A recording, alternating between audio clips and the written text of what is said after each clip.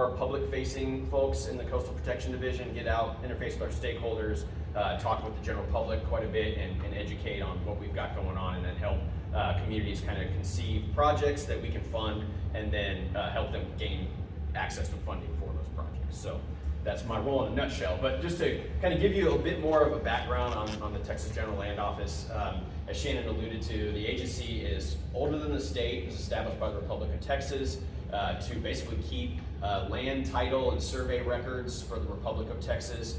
And of course, it's grown quite a bit since then in those days, but that's kind of the root of the GLO. So these days, our core mission is still managing state lands. And so that means different things in different areas. But we also serve as a fiduciary to the state. So the General Land Office leases state land in many cases for different types of commercial activities and residential activities.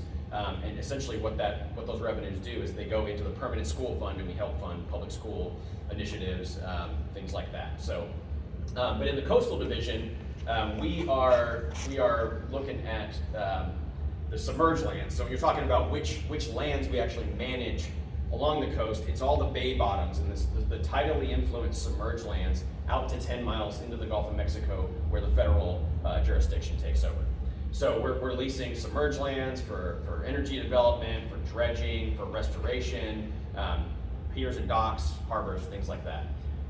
But to get into some of the other things that we do in the Coastal Protection Division, oil spill prevention and response, kind of all within the name there, pretty self-explanatory. But more what I'm here to represent are kind of the four other parts of the Coastal Protection Division. And field operations, I mentioned, we do leasing, we do management of those leases.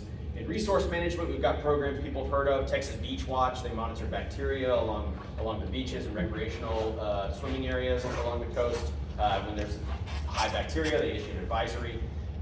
We also have the Open Beaches Act and Dune Protection Act that we uphold. So that's basically maintaining open access to the public along the Gulf of Mexico public beach easement in areas that are accessible by road or ferry. The Dune Protection Act just tries to, within 1,000 feet of the Gulf of Mexico, tries to work with development permits to make sure we don't lose protective capacity of those dunes.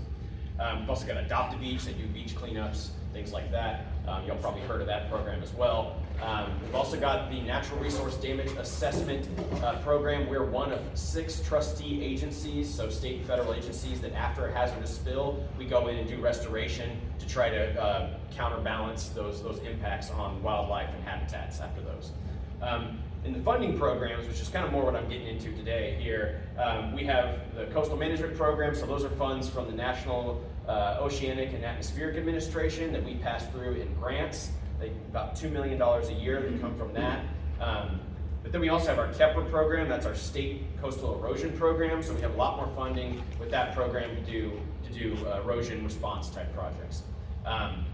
We also have COMISA funds, which are when you go out in the federal waters, all of the energy development going on out there, those are shared by the federal government with all the Gulf states. So we get our share of those in Texas, and we use those funds to supplement a lot of the projects in our Coastal Resiliency Master Plan. And so with our Coastal Resiliency Master Plan, we're kind of like tying all of these priorities together in the Coastal Protection Division to try to provide a platform to speak about our priorities.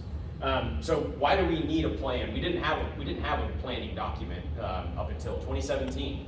We had some different documents that kind of served as that, but we saw the need for this. Of course, we've got a huge coastline in Texas. That's obvious for people who live along the coast, but it's not obvious for the state legislature always when they're representing districts that are hundreds of miles away from the coast, right? Some folks in the Panhandle, they go to Colorado before they go to the coast, right? So we always say Texas is doesn't have quite the identity of a coastal state. It's more of a state with a coast. So we're always trying to help our leadership think about Texas as a coastal state. So we also saw some of the success that our neighbors over in Louisiana were having with their planning effort, and how they were able to leverage all of this federal funding and all of these other funds and really make the most out of what's available, because they have this plan where they've vetted projects, they use data, and stakeholder input. The funders really like to see that you've done that sort of thing before they feel really good about giving money to projects, right? So you don't have to go too far into like what the bad news has been, in the last 20 years or so along the coast. We know all about that.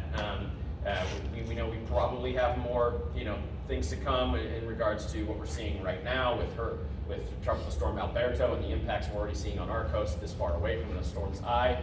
But we're kind of breaking all the wrong kinds of records with the Deepwater Horizon oil spill. Hurricane Harvey broke some rainfall records in the Houston area. We know we had this surge phenomenon farther down the coast. 2020 hurricane season broke the record for the most named storms, so breaking the wrong kinds of records. But we also have good news. There's more funding available now than there ever has been for coastal projects. So we're trying to figure out how to use our platform to figure out what's the highest impact for those funds, all those funds that are available. So the Coastal Resiliency Master Plan is basically our state-led, it's an ongoing and iterative process that we lead at the GLO, and our goal with it is to produce kind of a multiple lines of defense approach. So using different types of methods to have multiple ways that we are reducing impacts from coastal hazards. We're focused on not only our communities, our human communities, but our wildlife communities as well. So the ecosystems and those habitats. We're also, our heavy infrastructure. We want to protect that as well. So we released the 2023 version of this plan. That's what that cover is right there. Last year, just a little over a year ago, we built on kind of the progress and the developments of the 2017 and 2019 plans. We anticipate we would release the next plan maybe the next 4 to 5 years. So it's just laying the foundation right now for how we're going to improve the process and just really get the most out of the data and the stakeholder input that we have. So we have, in this plan, it goes further than talking about things broadly. We have a list of what we call Tier 1 projects in the plan. So it's specific projects that we've discussed, we've vetted with data, and we're promoting those as opportunities to implement this larger, broader vision in the entire plan. We use the plan as a communication platform to speak to the value of these types of projects, the vulnerabilities that are confronting us, and then the opportunities we have with the Tier 1 projects. But we also use our planning process as a funnel to direct and justify funding into these types of projects. So we all hear about different plans produced by different entities, especially public agencies. Every public agency has a strategic plan. So every plan kind of has its own little niche and the way it operates within the structure of the agency. So I always find it helpful to just be very explicit on what this plan is and what it isn't. And so what this plan basically is, what the Resiliency Master Plan is, it's a snapshot in time. So these are the projects and the things we've uncovered at this point in time when we produce the document, and it provides us an opportunity to kind of align our priorities with our stakeholders and feedback from other experts, public agencies, folks like you all here in the room. And the plan is not an automatic funding mechanism. The partners for the Tier 1 projects, they still need to apply for our funding, but they've got a leg up on the other applications. It's also not a completely comprehensive list in that we're working comprehensively and complementary to some of the efforts at the federal level and some of the efforts at the state level and some of the efforts kind of coming from our private nonprofit world. So at the federal level, the Army Corps of Engineers, they have mega projects. And they go in and they plan projects, and they plan them for 50-year time horizons. And we are more, in the highlighted in green, we're continuing to try to understand, okay, we funded these projects, how did those perform? Let's keep learning from that. And we know the conditions along the coast are changing all the time, as well as our preferences. So how do we continue to update what our priorities are with new data and new opinions? The Texas Water Development Board and the GLO both work on rainfall-driven inland flooding issues. So we're trying to provide this coastal perspective on the surge flooding, the tidal flooding, the land loss along the coast, water quality issues along the coast. So we're providing that perspective into the flood planning efforts kind of inland. And then our restoration partners, so a lot of those are related to the Deepwater Horizon oil spill. With Restore, NERDA, I said we're a trustee agency, so there's always, the next hazardous spill is always looking for the best projects to alleviate the impacts to the habitats. And then the NIFWIF, National Fish and Wildlife Foundation, we're always applying for their grants, and so we're continuing to use our platform to speak to the priorities. So kind of boring graphic here, but basically this is kind of our framework for the plan. Basically the left side of this graphic is sort of the stuff that we can't really control at the level of the GLO. There are things that are much broader. They're drivers. there are human processes and natural processes that feed into putting pressure on the coast. But we're focused on these vulnerabilities that are kind of in the categories of land change, flooding, and degraded water resources, so things we can measure, observe, things that we are under the purview of the GLO. So we're really focused on this plan on those types of vulnerabilities. And then through data analysis and input from our technical advisory committee, our stakeholder input, we kind of arrive on looking at the right side of that graphic. What's the state of our coastal system? And then what are some of the broad things we can recommend on an action strategy level? And then the individual tier 1 projects, how can we learn from those opportunities to implement that broader vision and go back and continue to learn from those projects? What did they do well? What didn't they do as well? And let's get it better next time. And then let's go back and re-examine every 4 to 5 years. How are things changing? How have we gotten this right? How can we do better? So that's just, there's those vulnerabilities kind of in graphic form. So we're assessing, we have the coast split up into regions. So with our technical advisory committee, we're kind of meeting regionally and assessing vulnerabilities and evaluating projects in a regional context.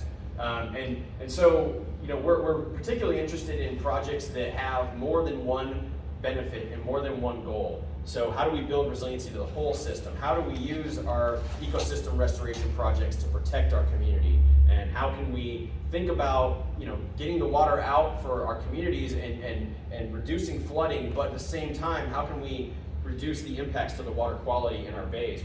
Some of these drainage projects that just push water out as fast as possible, but how can we think about that more holistically? So that's kind of what we're trying to do with the Resiliency Master Plan, is think of things holistically. And then looking at who we have on our technical advisory committee, basically there's 2 categories of people who serve with us as stakeholders, local governments and community leaders. So of course, definitely local government officials, local government leaders, other types of organizations such as councils of governments, metropolitan planning organizations, other advocacy groups and community leaders, but also coastal experts and practitioners. So folks in agencies that understand resources, and maybe they've got land holdings that they understand this unique situation for. The ports and navigation districts, they've got all kinds of projects to protect their assets as well. River authorities, they've got a different perspective. Inland, a lot of nonprofits, NGOs we work with to really understand what's their mission and how can we benefit their mission in terms of benefiting the bay and the ecosystems. And then other technical partners, we have a lot of engineering firms that really have the technical know-how and really understand how these projects have performed, how they've been designed, and how we can continue to inform that process. We're also doing modeling with this effort through the Hart Research Institute out of Texas A&M Corpus Christi. I'm sure some of y'all heard of that organization. Dr. James Gerbeau, he's one of the leading coastal modelers in the state. Him and his team have been helping us look at the anticipated future conditions. So how is our landscape potentially going to change with sea level rise into the year 2100? So we took the data that NOAA had generated globally and looking at the potential for the probabilities of different sea level rise scenarios, and we've taken that and we put it into a different model called the SLAM that looks at the impacts to our marshes and where those marshes are likely to migrate, where are we likely to see land loss or open water conversion, and then how's that going to impact our storm surge as we have more open water and less friction from those storm surges. So then we understand through our geohazard maps what are going to be our hardest hit areas, and let's really start to focus on the areas with the greatest need. So in the next plan, we're focusing on the next 20 to 40 years. And so we're really going to be deploying this data. We've been sort of like creating it for the past few years. So how do we now deploy this data to really look ahead and anticipate and be proactive? So you can check out this data viewer. This is our website here related to everything with the Coastal Resiliency Master Plan. But in particular, you can click on the 2023 Master Plan data viewer. You can choose one of these sea level rise scenarios. So intermediate low is a 0.5 meter rise to 2100, intermediate is a 1 meter rise, and intermediate high is a 1.5 meter. So taking those scenarios, looking at our coast, you can plug in any, if you're really good with the map, you can zoom in anywhere you need to, but you can also use the search bar, search an address, search a location, and then you can take this slider bar, you can slide right to left, and you can see sort of on the right, would then whatever is revealed coming from the right would be the 2100 scenario based on what you chose, and the left is the current scenario. So you can see the color coding with the landscape type there. And I'm more than happy to walk you through this if you want to take a look at this and have trouble interpreting what you're seeing. Again, my contact information will be shared, so please reach out. But I just want to highlight the use of that for many different purposes. Looking at the types of projects that we promote with the Tier 1 list and the Resiliency Master Plan, you can see it's kind of broken down by rough percentage of the project type. So basically, this vertical table is the types of projects we're promoting, kind of from the spectrum of nature-based or green infrastructure on down to infrastructure-based or gray, traditional infrastructure projects, the other programmatic ideas we have in there. And it's basically just a text representation of the Army Corps' multiple lines of defense graphic that you see here. So how do we use our natural features along the coast to form our first, second, third lines of defense from our hazards? And then how do we then team up with like the CDR division and some of these other agencies and funding sources that are really focused on big infrastructure projects, right? Building big things. How do we work together with that? So our funding sources in the Coastal Division are going to be focused more on this right side. And so you can see we're heavily involved in coastal shoreline stabilization, habitat restoration. So a lot of those are marsh projects, beneficial use of dredge material. We're looking at land acquisitions, so conservation as a tool to take vulnerable areas out of potential development and use that to build resiliency to our habitats. We've got rookery island projects that are important for many reasons. Beach nourishment is a huge thing we do. We got to get that sand out of the navigation channels and get it back on the beach, with dams upstream and with the way navigation channels have altered the flow, the way that jetties have held back the sand. The flow of sand has been disrupted, and so we get that sand out, we put it back on the beach, build that nice big beach again. Oyster reef projects, hydrologic connectivity, so how do we reconnect these areas where marshes are dying in some areas, but not necessarily because of edge erosion, but because they need that tidal flow and those sediments and nutrients to come back in and replenish the marsh. You're seeing 2% down at the bottom as gray infrastructure. It's kind of a misnomer because a lot of these projects are hybrid projects, so they incorporate different types of engineered heavy infrastructure into the project as a whole and use different complementary elements to realize the goal. So just want to note that. So if you take a look at one of our planning documents, you'll notice that the front half of it is sort of the rationale behind why we do what we do, background into the GLO, talks about how these different funding sources work together, talks about a lot of that kind of logic that goes into that. But the other half of it are these Tier 1 project cut sheets. We call it a cut sheet because what you can do is it's a one-pager about a project. It's got all the information you need to promote that project. You can cut it out of the plan and you can take it with you, and it really serves as a great way to push information forward about these projects. So a lot of information. We have this little benefits profile that we just started doing for the 2023 plan. It's not very prescriptive, but what it's saying is that if this project were to move forward, we've got these assets in the vicinity of the project that could benefit from this project, right? So that's sort of what that's saying. If you take all the Tier 1 projects in the 2023 plan, you add them up together, you're looking at $1.87 billion. Now these projects are not going to be accomplished in 4 to 5 years. Projects take a while. The permitting process itself takes over a year these days with the Army Corps. So these projects will not be accomplished, but we continue to champion these projects all the way till the end, as long as they're continuing to get forward momentum.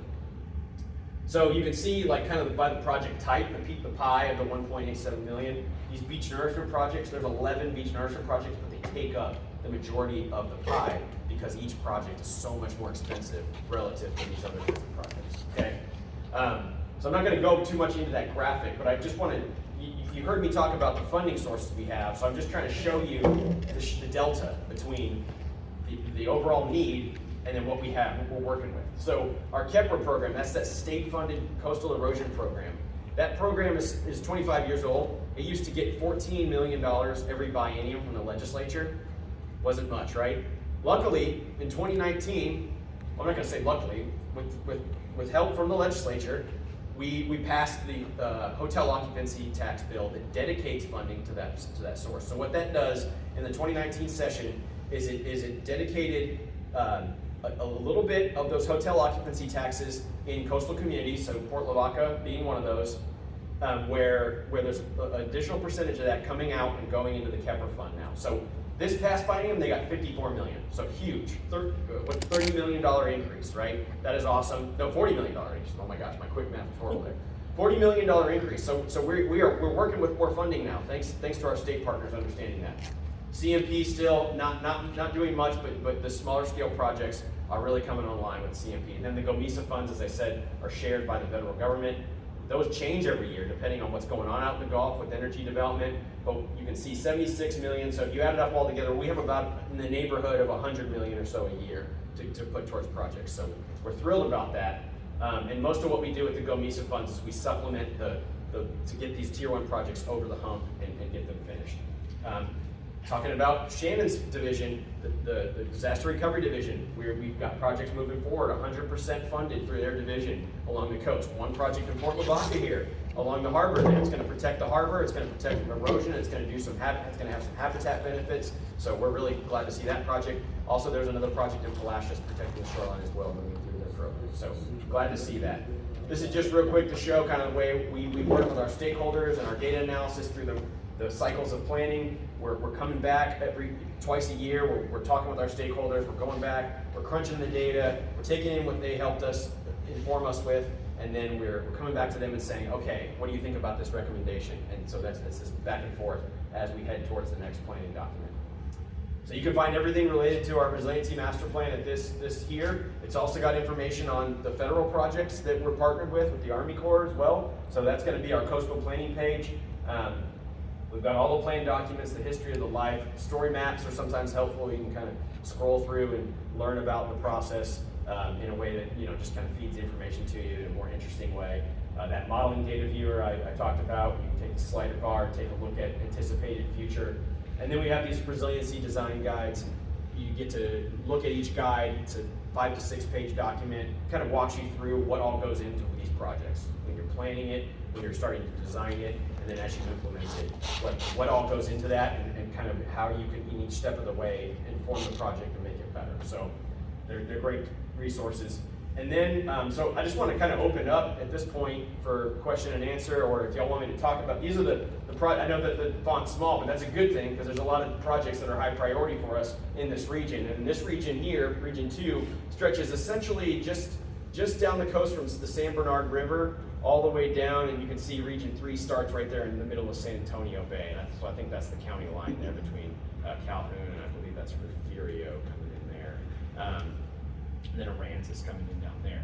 So I just wanted to open the floor up if y'all had any specific questions about any projects ongoing here, but also I could kind of like talk about some of the highlights of some of the projects that we do have funded within this list. And of course, not all of these are necessarily front and center for folks in Port Lavaca or on Lavaca Bay, but some of them are going to be important for Matagorda Bay as well, and on down to San Antonio Bay. But yeah, the next slide is just my contact info, so I can put that up now.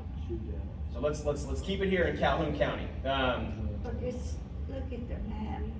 Yeah. Well, so I'm going down this list, so I understand. So Boggy Nature Park, that's a project down here, 9237, down over by Port O'Connor.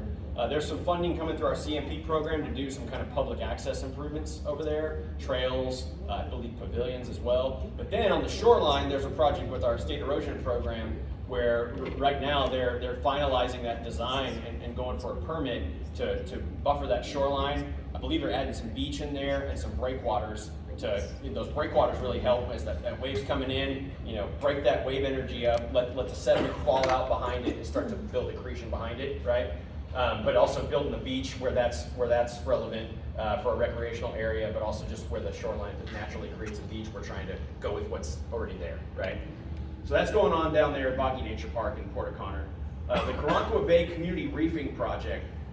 Some of the folks here that represent the foundation probably know more about that than I do, but I believe y'all are working with Bill Balboa Matagorda Bay Foundation to, I believe that project is looking at opportunities to work with community members and do some really grassroots type of restoration of some of the existing oyster reefs. We know we've had a massive oyster loss across the coast in the last 10, 15 years. Some of those storms did not help. So that project's trying to do that, just kind of like at a grassroots level, build up some of these existing oyster reefs. So we've got Karankawa Bay habitat protection and enhancement. That's over here. I believe that's called Redfish Lake behind that, right? Yeah.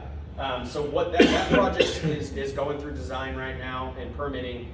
We've got funding not only through our agency, but I was talking about some of those external kind of competitive funds at the national level. We're leveraging some of those in, and we're basically building breakwaters around there. There's a breach there. There's multiple breaches. We're trying to build that landform back up so the surge and the tides are not as impactful into the back bay there. What is that one that's at Indianola, or is that the one? Yeah, you talking about this one here? No, This one here? yeah. So that one is the Harbor of Refuge with the city.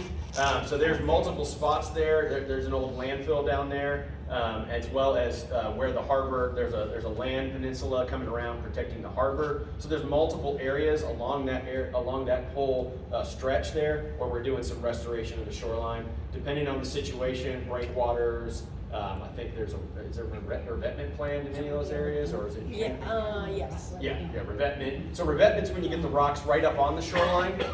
A breakwater is where the rocks are laid out in a formation in the shallow water. So that's what's going on there, is in multiple areas where that is going on. There's also a project over at Lighthouse Beach that has funding from our program. I believe they're going to be doing some marsh restoration back there, adding material to keep that elevation going with the marsh, as well as adding sand to that beach area. And I think they're going to repair the groins, which are those rock structures that go perpendicular into the water to help kind of catch sand in that area. Yeah, all that's in preliminary design. That's okay.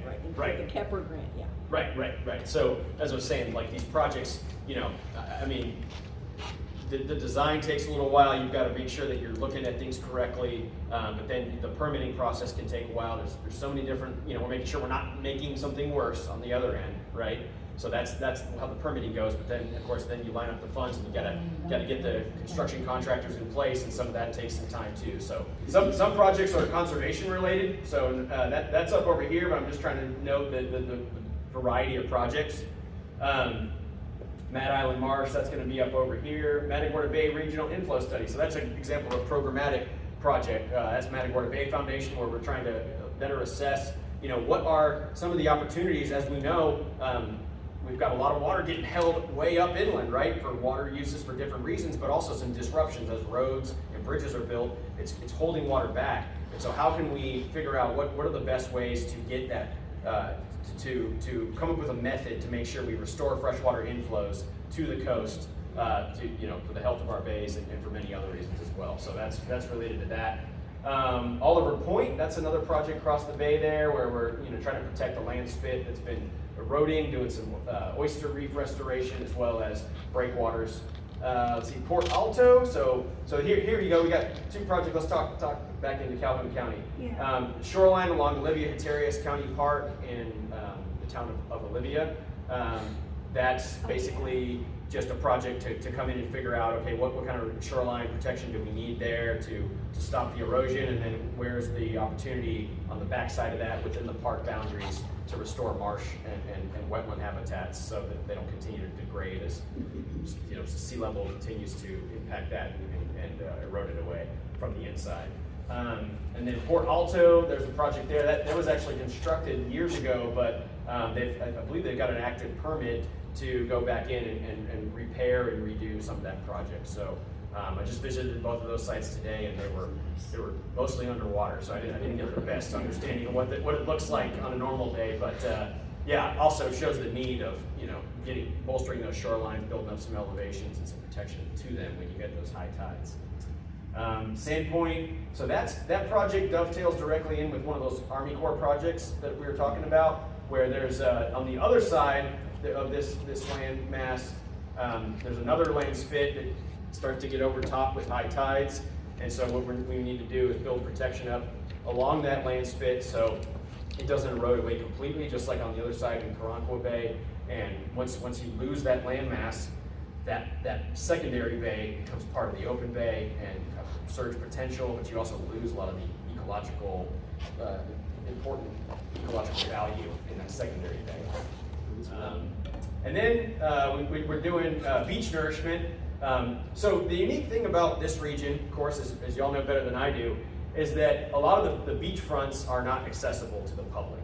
And so the GLO is always going to opt to put preference in our funding to go towards restoring beaches that are accessible to the public, right? If they're not accessible to the public, while they're important as a first line of defense, we just can't justify our funds. We don't. It's harder to find a partner to come in and nourish a beach that the public can't access, right? So in this region, you're looking at, well, I guess I would call it, East Matagorda Peninsula and the Sargent Beach area, and so we're continuing to work on those projects as well. So, but beach nourishment tends to occur when you've got a navigation channel nearby and you've got a town that's right up on the beach, right? So your Galveston's, your Port Aransas, your South Padre Island. But we just completed the largest beach nourishment project in the history of our state at McFadden Beach up in Jefferson County up there. And so McFadden Beach is between, so if you think about, y'all might remember this, you used to be able to drive down through High Island and you would turn right to go to Bolivar Peninsula, but you could turn left and you could take it was called Highway 87, I believe. Yep. You could drive along McFadden Beach there and go all the way to Port Arthur.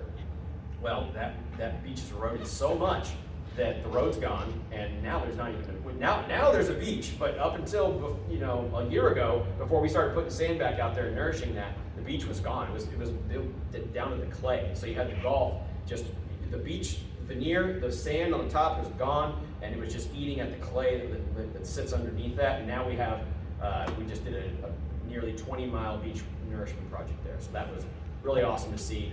And the interesting thing about that project is that that's not a barrier island, right? It's not a barrier peninsula. It's an area that what's behind that is going to be your salt marshes and then the Gulf Intercoastal Waterway. So the reason, when you really think about multiple lines of defense, that's a great example because the beach is important there to protect the marsh, and the marsh protects the Gulf Intercoastal Waterway. And all of that, if we didn't have the beach, would see a quicker erosion rate than with the beach. So that beach protects the marsh, but protects the inlet. So it's a great example of how you put those things together. Yes. Josh, you had mentioned the Keller Bay as having some difficulties with risk of erosion. Is that being looked into? Yes. So sorry, I was going the wrong way. Keller Bay. Yes. So the project that we have in our plan right now, it's being worked on by the main partner is actually Texas A&M. Rusty Fegan is a professor that works on a lot of different coastal projects, but he is working with West Consultants. It's an engineering firm. So what they're doing is looking at options for protecting that shoreline. I wish I had a visual I can zoom into closer, but that's going on right now. They actually have an application in with us to do construction on that project. But that's also going to be a federal project eventually as well. So we're hoping we can restore that shoreline and make it to where that back bay is protected and not subject to just being breached and opened up and turning into the primary bay and maintaining there's great seagrass habitat back there. I hear that there's dolphins that live back in there and some really important wildlife. So that's what's going on over there right now. So this list here does not include projects that are fully funded. So I should have said that. So, we're here talking about the Port Lavaca project, the Palacios project. Those are fully funded already, right? So we don't keep the fully funded projects in the plan because we're trying to use the plan to get visibility to the ones that still need funding, right? So we have a list in our plan. If you look, it's in the front section, section 1. There's a list of 38 projects that are already fully funded. They're not constructed yet, but they're already fully funded. And so we kind of take those out because we want to, again, use that space to promote the projects that need that traction. So yeah. Any other questions or comments from me? Cool. Well, sorry if I took over my time. No, we're great. It's 7 o'clock. Thank y'all for advocating for the coast too and being here and getting involved. It's really cool to see. I didn't know, who would be here, how many folks would be here, but glad to see it. It seems like a good turnout.